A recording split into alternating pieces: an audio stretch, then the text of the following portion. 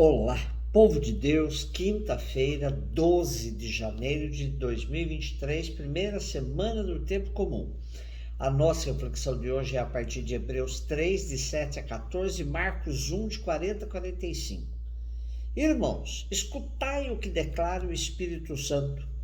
Hoje, se ouvirdes a sua voz, não endureçais os vossos corações, como aconteceu na provocação no dia da tentação no deserto, onde vossos pais me tentaram, colocando-me à prova, embora vissem as minhas obras durante 40 anos. Por isso me irritei com essa geração e afirmei: sempre se enganaram no coração e desconhecem os meus caminhos.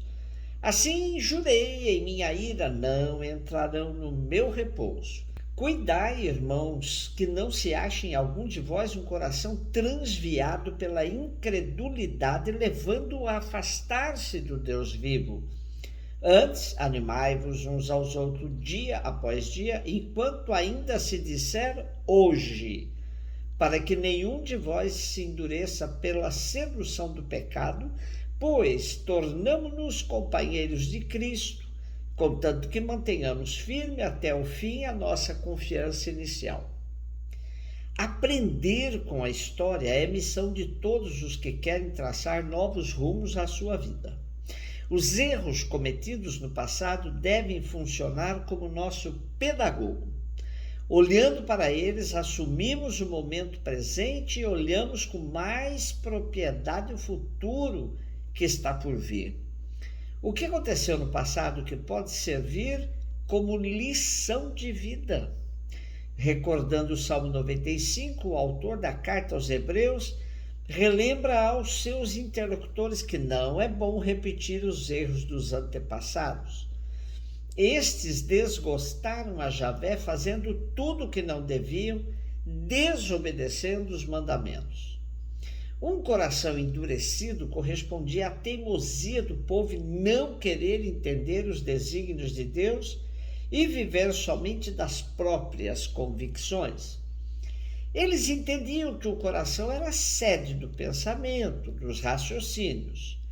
Então, um coração duro e endurecido também se recusava a crer no Deus único de Israel, que tanto bem já tinha feito por aquele povo. E a segunda parte do nosso texto lembra ao povo a necessidade do cuidado mútuo e de manter uns aos outros animados no hoje da história, para garantir a perseverança na fé até o fim. Marcos 1, 40 a 45. Um leproso chegou perto de Jesus e de joelhos pediu: se queres, tens o poder de curar-me. Jesus, cheio de compaixão, estendeu a mão, tocou nele e disse: eu quero, fica curado. No mesmo instante a lepra desapareceu e ele ficou curado. Então Jesus o mandou logo embora, falando com firmeza: não contes nada disso a ninguém. Vai, mostra-te ao sacerdote e oferece pela tua purificação o que Moisés ordenou, como prova para eles. Ele foi e começou a contar e divulgar muito o fato. Por isso, Jesus não podia mais entrar publicamente numa cidade. Ficava fora em lugares desertos e de toda parte vinham procurá-lo. Essa narrativa de Marcos revela o encontro de um leproso com Jesus, que num gesto de súplica se ajoelha para apresentar o seu pedido àquele que podia libertá-lo de sua enfermidade. O leproso sabe que Jesus tem poder para isso, mas é preciso que ele queira realizar o seu desejo.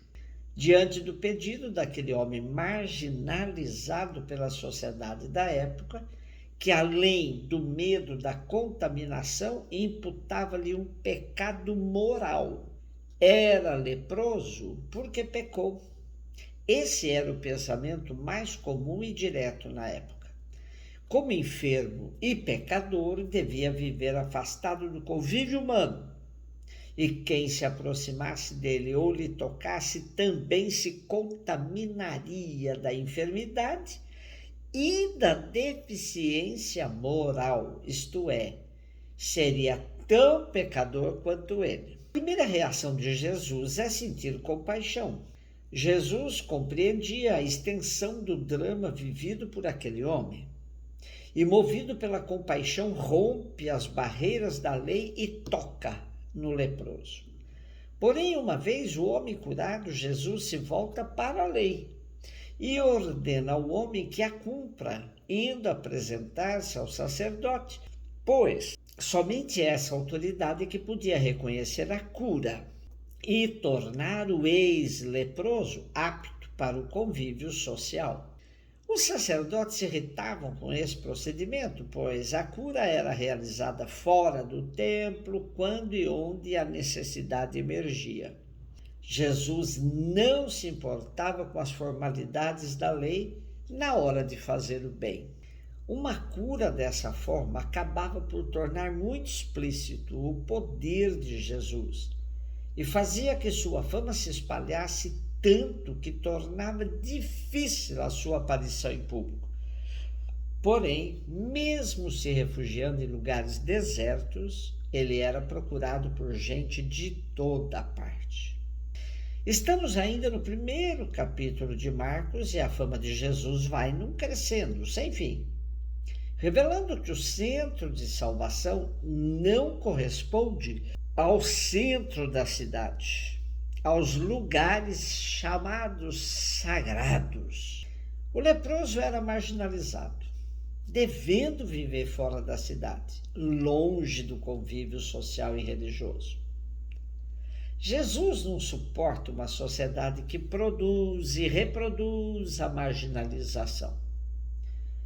O homem curado deve apresentar-se para dar testemunho contra um sistema que não cura, mas só sabe declarar quem pode ou não participar da vida social e religiosa.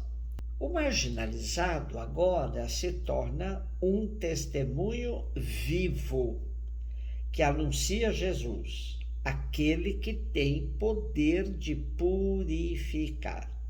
E Jesus está fora da cidade, lugar que torna o centro da nova relação social. O lugar dos marginalizados é o lugar onde se pode encontrar Jesus. É somente passando pelos pobres que alguém experimenta a alegria da salvação. Um beijo no seu coração.